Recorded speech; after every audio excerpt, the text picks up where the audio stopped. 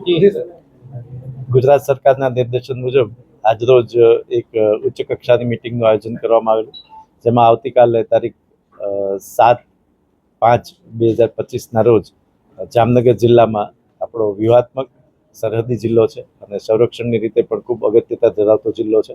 એમાં એક મોક ડ્રીલનું આયોજન કરવામાં આવેલું છે. આવતીકાલે સાંજે 4 કલાકે જામનગર જિલ્લાના વ્યૂહાત્મક લોકેશન્સ ઉપર મોક ડ્રીલનું આયોજન કરવામાં આવશે.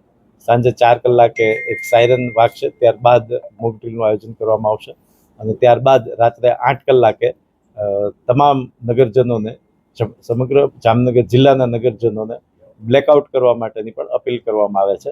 રાત્રે 8 કલાકથી રાત્રે 8 કલાક અને 30 મિનિટ સુધી, એટલે કે કુલ 30 મિનિટના સમયગાળા માટે તમામ નગરજનોને પોતાના રહેઠાણ, પોતાના ઔદ્યોગિક અને પોતાના વાણિજ્યના ક્ષેત્રોમાં લાઇટનો ઉપયોગ ન કરવા માટે જણાવવામાં આવે છે.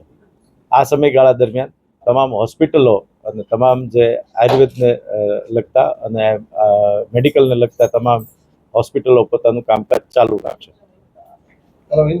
જે રીતે આપણે કમિશનર સાહેબ અને કલેક્ટર સાહેબ દ્વારા બધી જાણકારી આપણી સાથે શેર કરવામાં આવી છે.